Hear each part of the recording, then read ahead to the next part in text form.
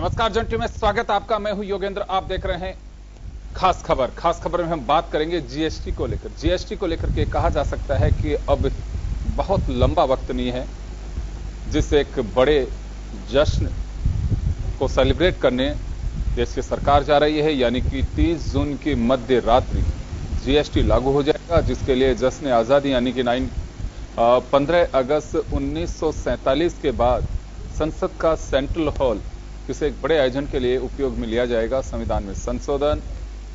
और हम बताएं आपको कि जीएसटी को लेकर के सरकार जगह जगह अपने मंत्रियों को, एक्सपर्ट्स को भेज रही है। सरकार व्यापारिक संगठनों के साथ मुलाकात कर रही है कि अगर कहीं पे कोई लेकुना है तो उसे दूर किया जा सके।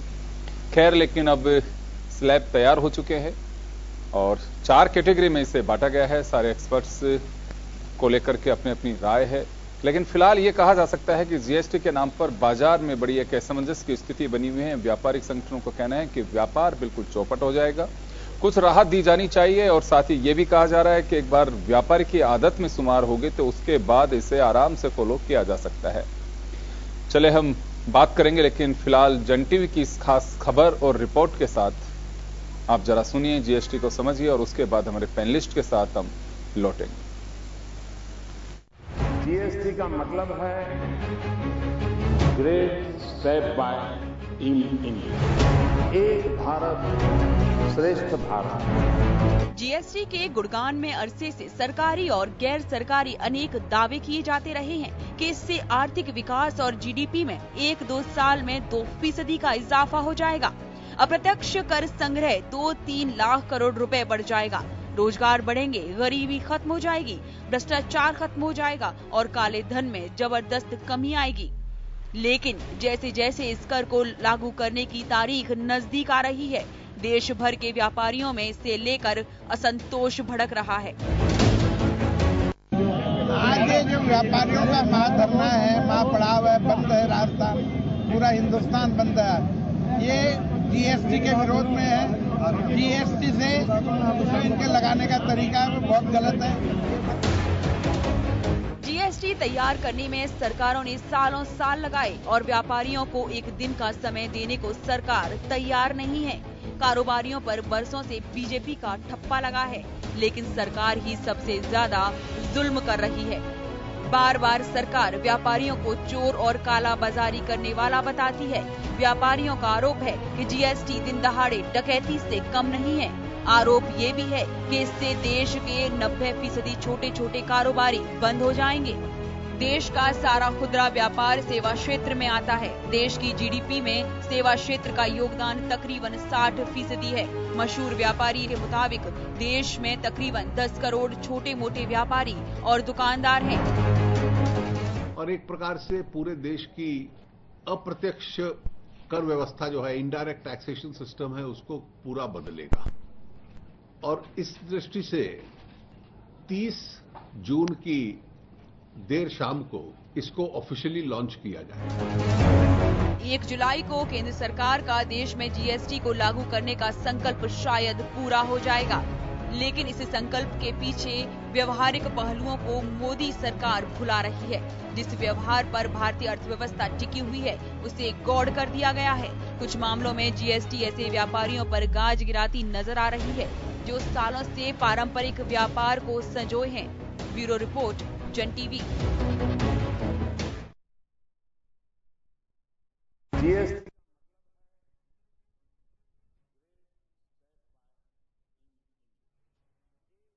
है कि 1 जुलाई से ही रात 12 बजे जैसे 1 जुलाई शुरू होगी उसी के साथ में देश में जीएसटी लागू होगा। हमारे साथ बाबूलाल गुप्ता जी, राजस्थान खाद्य पदार्थ व्यापार संघ के अध्यक्ष हैं। मनीष पारिक जी, भाजपा नेता हमारे साथ में हैं। मिनल गिहा, जीएसटी एक्सपर्ट हमारे साथ में हैं। और सुरेंद्र सिंह धाकड़, कांग्रेस नेता और सीए हमारे साथ में हैं। हमारे साथ और कुछ व्यापारिक संगठन से जुड़े लोग जुड़ेंगे। बाबूलाल जी, मैं आपसे जानना चाहूंगा कि जीएसटी को लेकर के इतनी बड़ी एक्सरसाइज, इतने व्यापार संगठनों के साथ सरकार का डायलॉग रहा, खूब एक्सपर्ट से मुलाकातें की हैं, कई दौर की बैठकें चली हैं। राज्यों के अंदर भी जो प्रतिनिधित्व केंद्र की बैठकों में जो मंत्री कर रहे हैं किया उन्होंने, उनके साथ आप लोगों की मुलाकात रही। लेकिन बाजार में बड़ी असमंजस की स्थिति बनी हुई है अभी, ऐसा क्यों? देखिए, माननीय प्रधानमंत्री जी ने और वित्त मंत्री जी ने जो बहुत ही बुद्धिमान और देश को आगे ले जाने की कोशिश में लगे हुए हैं बुद्धिमत्ता से, शायद हो सकता है कि सही समय पे सही कदम उठा रहे होंगे, परंतु उद्योग और व्यापार जो है वो शायद उनकी मंशा, और कम से कम जो एमएसएमईज हैं, छोटे छोटे व्यापारी हैं, छोटे जो उद्योग हैं, उनकी उस मंशा नहीं शायद समझ पाए। और उसका कारण भी है, उसका कारण ये है कि वो बड़े बड़े जो लोग हैं, 1008, जैसे मैं बराबर कहता हूँ 1008 फैक्ट्रियाँ हैं, CIA वो बैठती हैं और CSOCHAM बैठती हैं, उनसे घिरे रहते हैं। और जितनी नीतियां देश में बनती हैं व्यापार और उद्योग के लिए, चाहे वो GST हो चाहे अन्य प्रकार की नीतियां हो, वो उनसे घिरी हुई ही हमेशा रहती हैं, उनसे आगे वो बढ़ ही नहीं पाते हैं। मैं इसीलिए आपको बता रहा हूं कि वो चाहे देश अब लागू हो रहा है, जश्न मनाया जाएगा, बधाई माननीय प्रधानमंत्री जी को और जेटली साहब को, परंतु उद्योग और व्यापार त्रस्त है। माननीय जेटली साहब, इसको समझिए।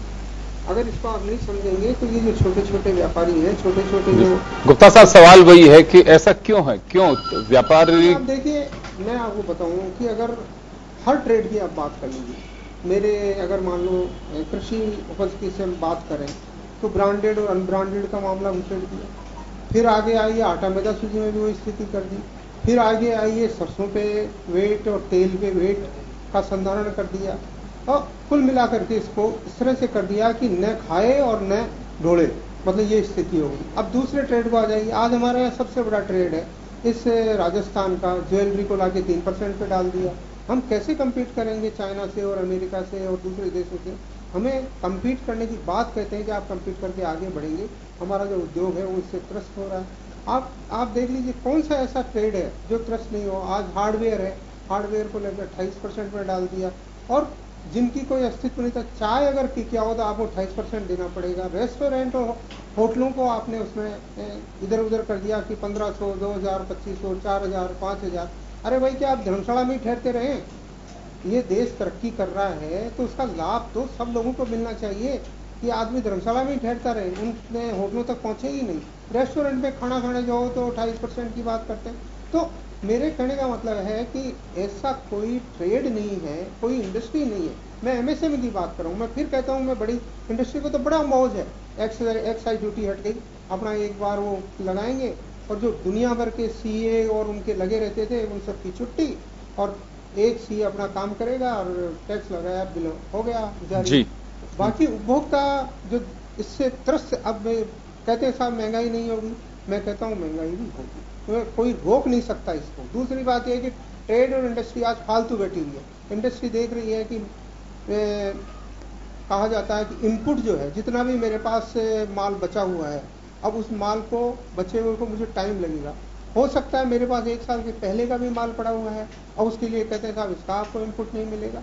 मतलब कई सारी प्रोसेस में भी भ्रांतियां नहीं है, मतलब प्रोसेस में एक्चुअल विसंगतियां हैं। इन विसंगतियों को दूर किया जाना चाहिए था, पर मेरे ख्याल से इतनी इनकी मीटिंगें हुई, इतना डिस्कस हुआ, चलो वो ई-वे बिल तो अभी टाल दिया गया है, परंतु इसके बावजूद हमारे जो आड़त का सिस्टम है पूरे राजस्थान में, पूरे इंडिया में, उस आड़त के सिस्टम को तहस नहस कर दिया। मतलब उसमें डाला ही नहीं, कोई सिस्टम ही नहीं डाला। तो ये तो आपको लगता है कि पहले के 1 आध साल सरकार को थोड़ी लिबर्टी देनी चाहिए थी इसमें, ताकि सिस्टम में व्यापारी आता और उसके बाद इसे पूरी तरह से फॉलो कर सकते? क्योंकि जैसे रिटर्न फाइल करने की बात की जा रही है, अभी आज पेपर में था 81 महीने तक व्यापारी को अपना रिकॉर्ड भी रखना होगा जब आप फाइल करेंगे उसके बाद। चलिए, मिनल हमारे साथ में है। मिनल, क्या लगता है आपको कि GST से व्यवस्थाएं दुरुस्त हो पाएंगी? थोड़ा वक्त लग सकता है? देखिए, अभी तक जैसा मार्केट में चल रहा है, ऐसा लग रहा है कि आने वाले टाइम में प्रॉब्लम्स आने वाली है, लेकिन साथ में बहुत सारी चीजें चेंज भी होने वाली हैं। अभी जब 1 जुलाई से हमारा जब GST लागू होएगा, तब देखा जाएगा कि प्रॉब्लम्स जो है वो छोटे व्यापारियों को ज्यादा होंगी, और जो बड़े व्यापारी हैं वो तब भी एक तरीके से अकोमोडेट होना शुरू हो जाएंगे। जो सबसे बड़ी प्रॉब्लम लोग फेस करेंगे, व्यापारी फेस करेंगे, हमारा जो भारत है, आज भी उसमें बहुत सारे देश, बहुत सारे लोग ऐसे हैं जिनको हमारे कंप्यूटर्स, टेक्नोलॉजीज, इन सब के बारे में कुछ पता नहीं है। जब जीएसटी आएगा तब आपका सारा का सारा जो काम होएगा, जितना भी आपको रिटर्न्स फाइल करनी होंगी, आपको आपके आईटीसी क्लेम करना होएगा, आपका स्टॉक डालना होएगा, सब की सब आपका कंप्यूटर बेस्ड हो जाएगा। जो हम कहते हैं डिजिटल वर्ल्ड, वो हम मान सकते हैं कि 1 जुलाई से हमारी डिजिटल वर्ल्ड की तरफ हम प्रोग्रेस करना शुरू करेंगे जी। लेकिन उसमें सबसे बड़ी प्रॉब्लम ये आ रही है कि सरकार ने जो सॉफ्टवेयर उन्होंने बोला था वो अभी तक उन्होंने प्रिपेयर नहीं है, टेस्टेड नहीं है। लोगों को अभी तक ये समझ नहीं आ रहा है कि 1 जुलाई को जब जीएसटी आएगा तो उन्हें क्या करना है। अभी तक ट्रांजिशनल प्रोविजंस जो हम कहते हैं कि एक जो अपन का अभी प्रेजेंट टैक्स सिनेरियो से हम जब जीएसटी में जाएंगे तो उसके अंदर ही लोगों को अभी तक क्लैरिटी नहीं आ रही है। ये सारी चीज़ों को समझने के लिए सब लोगों को एकदम कंप्यूटर बेस्ड हो जाना पड़ेगा। अभी तक आधे से ज़्यादा लोग हमारे ऐसे हैं जिन्हें हमारे जो गांव के लोग हैं जो भी व्यापार करते हैं, आज वो जो टेक्सटाइल इंडस्ट्रीज में है, उन लोगों को कंप्यूटर के बारे में, इंटरनेट के बारे में कुछ पता नहीं था, क्योंकि वहाँ पे कभी इंटरनेट आता ही नहीं था। अब एकदम से उन लोगों को सब कुछ इंटरनेट बेस्ड करना पड़ेगा। इसकी वजह से उन लोगों को परेशानी ये आने लगेगी कि उनके जो लेकिन फ्यूचर की बात करें, कुछ हो सकता है कुछ समय सरकार भी इसमें लिबर्टी बरते कि कुछ समय के लिए चलिए रियायतें दी जा सकती हैं सिस्टम फॉलो करने के लिए। लेकिन भविष्य की अगर बात करें तो साल में 2 साल में क्या माना जा सकता है कि जो सरकार का दावा है कि जीडीपी ग्रोथ जो है वो करेगी, उसके अलावा डेवलपमेंट होगा, एम्प्लॉयर्स निकल के आएंगे, तो ये सब चीजें कुछ आ सकती हैं फ्यूचर की अगर बात करें। अगर हम फ्यूचर की बात करें तो ये बात हमें हमेशा समझनी पड़ेगी, जब भी कोई दुनिया में चेंज आता है तो 1 से 2 साल तक सबको परेशानी होती है। 2 साल के बाद एक हमारी ह्यूमन टेंडेंसी होती है, हम किसी भी चीज़ को अकोमोडेट करने लगते हैं। अब जैसे जीएसटी में जो आ रहा है कि आपकी जो आपको जो रिटर्न्स भरने होंगे, कंप्यूटर बेस्ड काम होगा, उससे कहा जा रहा है कि आप अपना काम आउटसोर्स करना शुरू कर देंगे। तो उससे क्या होएगा, आपके जो सीएस के लोग थे, जो कंपनी सेक्रेटरी के लोग थे, उनके लिए जॉब बढ़ेगा। तो सरकार उस तरीके से देखे जा रही है, जब सब कुछ कंप्यूटर बेस्ड हो जाएगा तो लोग अपना काम दूसरे को देना शुरू कर देंगे। तो इस वजह से क्या मे भी आने के 1-2 महीने में नहीं, बट हम 1 या 2 साल में जो कहते हैं कि ग्रोथ होएगी वो हमेशा ही होएगी। क्योंकि आप देखें, अगर आप हमारा पुराना टैक्स सिनेरियो भी देखें, जब हम पहले आरएसटी में थे, राजस्थान सेल्स टैक्स एक्ट 1994, उसके बाद हम जब वैट में आए 2006 में, तब हम लोगों ने देखा कि उस समय लोगों को कितनी कॉम्प्लिकेशंस हुई थी, लेकिन धीरे धीरे करके आज भी हम उस पर सेटल हो गए। तो ये चीज़ मानने की होती है कि जैसे ही हम एक चीज़ से दूसरी चीज़ पे जाते हैं, एक हमारी दुनिया में, हमारी लाइफ में जब ट्रांजिशन आता है तो शुरुआत के थोड़े टाइम के लिए कॉम्प्लिकेशंस होती हैं, और सरकार भी अपना पूरा कर रही है। सरकार ने 24/7 हेल्पलाइंस बना दी हैं, वो ट्विटर पे आस्क जीएसटी GOI पे आपको देती है। आप उनके क्वेश्चंस डालिए, within 24 hours they are answering all your questions, all your queries. आज हम लोग भी सरकार को कोई भी रिप्रेजेंटेशन दे रहे हैं, वो अपना बेस्ट करके हमें जितना जल्दी हो सके जवाब देने की कोशिश कर रही हैं। चलिए धाकड़ साहब, आपसे मैं मुखातिब हूँगा और जानना चाहूँगा कि जीएसटी के जो कोई असमंजस की स्थिति है, कोई जीएसटी को लेकर के, सेल को लेकर के, जो बाजार में इस तरह का होगा कि जीएसटी आने के बाद बहुत बड़ी एक महंगाई आने वाली है, जिसको जो प्रोडक्ट्स लेने हैं वो अभी से ले सकते हैं। मुझे लगता है कि मार्केट बिल्कुल दिवाली की तरह एक ट्रेंड चल पड़ा है, या न्यू ईयर सेलिब्रेट करते हैं कि अभी 4 व्हीलर लेना है, 2 व्हीलर लेना है, इलेक्ट्रॉनिक्स के कोई आइटम्स लेने हैं। तो एक मार्केट में पूरा जीएसटी का एक हवा खड़ा कर दिया गया है। और साथ ही अगर हम बात करें एक्चुअल जो जीएसटी है उसको लेकर के, आप तो पेशे से भी इसी से जुड़े हुए हैं, तो क्या माना जाए कि वास्तव में कुछ राहत रहेगी या फिर एक कुछ साल के लिए एक आफत बन के जीएसटी आ रहा है? योगेंद्र जी, मैं जहाँ तक मानता हूँ, पहले तो मैं गुप्ता जी से जो है सहमत हूँ कि जो है अभी शुरुआत के सालों के अंदर जो है महंगाई बढ़ेगी। सरकार भले ही अभी दावे कर रही है कि जो है महंगाई कम होगी, सेक्शन 171 के अंदर एंटी प्रॉफिटरिंग लॉ लेके आए हैं, तो जिसमें उन्होंने कहा है कि व्यापारी को जो है अपना प्रॉफिट ट्रांसफ़र करना पड़ेगा, लेकिन उसका जो प्रोसेस है बहुत कम्बरसम है। आप देखिए कि जो एक जीएसटी की जो प्रैक्टिकल प्रॉब्लम्स हैं, यहाँ पर मैं आपको कुछ ऐसे प्रोविजंस बताता हूँ जहां पे हर व्यापारी उसके अंदर कवर हो जाएगा। 20 लाख की जो छूट है वो भी एक बेमानी हो जाएगी।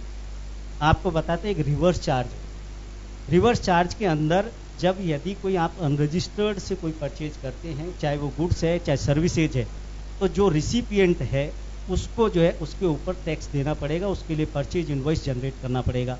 सेक्शन 24 है, वहां पे इन्होंने कहा है कि in respective of the person आपको कंपलसरी रजिस्ट्रेशन लेना ही पड़ेगा।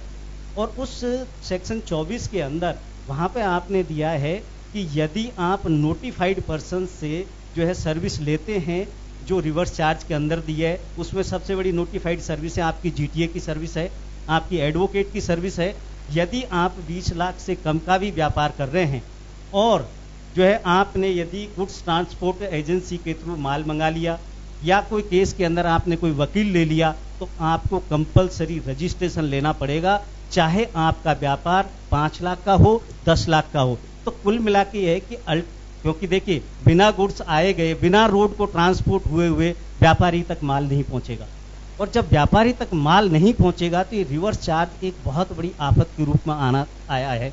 यहाँ पर सरकार को जो चाहिए था, जो रिवर्स चार्ज मैकेनिज्म हम देख रहे हैं कि जो पहले सर्विस टैक्स के अंदर था, तो सर्विस टैक्स में 1994 के अंदर हम एक्ट लेके आए थे, और जो रिवर्स चार्ज मैकेनिज्म है वो बहुत बाद में आया था। जब बिजनेस आपका सेटल हो जाए, आप कोई भी आप अनरजिस्टर्ड डीलर से परचेज करेंगे, आपको जो नोटिफाइड से करेंगे, आपको रिवर्स चार्ज के अंदर व्यापार देना टैक्स देना पड़ेगा। तो इसका इम्पैक्ट क्या होगा? जो संगठित क्षेत्र है वो असंगठित क्षेत्र के लोगों से काम करवाने से कतरेगा, उनसे माल खरीदने से कतरेगा, क्योंकि कंपोजिशन की आप एक